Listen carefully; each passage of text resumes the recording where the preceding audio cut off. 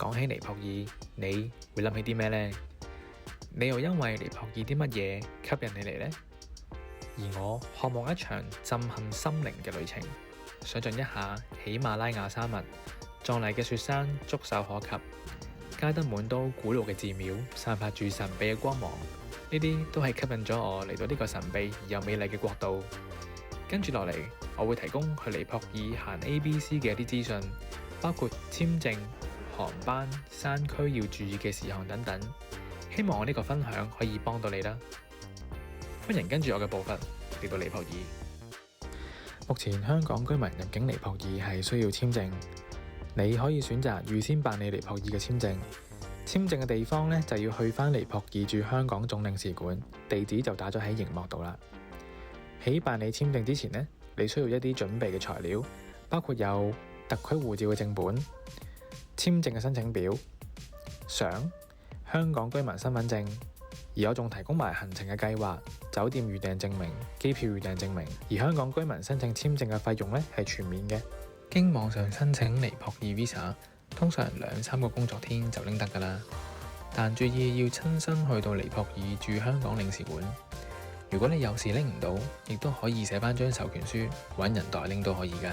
入境尼泊爾嘅政策可能隨時改變，建議出發之前都係睇返大使館嘅網頁。啱先講咗 Visa 之後，我哋要講下機票啦。跟住落嚟，我將會介紹香港飛往加德滿都最佳嘅航班選擇。首先，我哋講下直飛先。如果你希望可以好快咁樣抵達加德滿都，國泰航空同埋尼泊爾航空係最佳嘅選擇。呢兩間航空公司提供香港直飛當地嘅航班，通常就係需要5個鐘頭。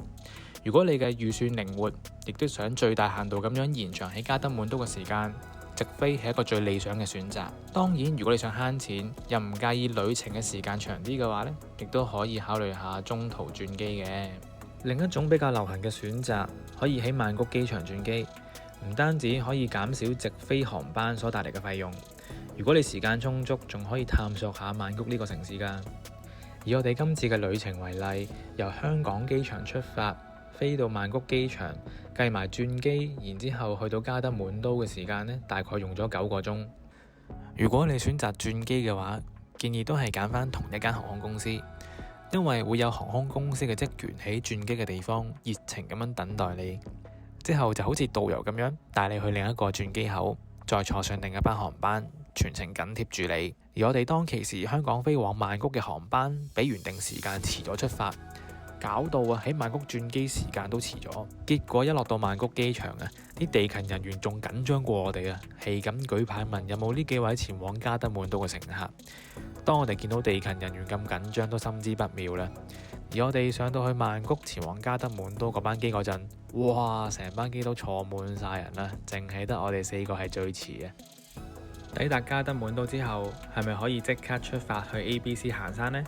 仲未得㗎，我哋仲要再坐多程機，就係由加德滿都出發去尼泊爾第2大城市博卡拉。因為 Annapurna Base Camp 係臨近博卡拉呢個城市，所以喺呢個城市出發行上去呢係最理想嘅。要講到最快從加德滿都去到博卡拉嘅交通，當然係坐內陸機啦。包括雪人航空同埋佛陀航空，每日都會提供多班來往呢2個城市嘅航班，飛行時間大概半個鐘左右。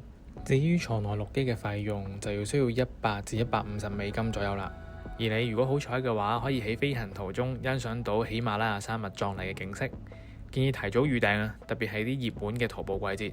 第二個前往博卡拉嘅方法就係可以選擇坐旅遊巴士啦。通常坐旅遊巴士嘅費用呢，大概都係10蚊去到25蚊美金左右，但係呢時間係比較長啲，大概係需要7至8個鐘頭。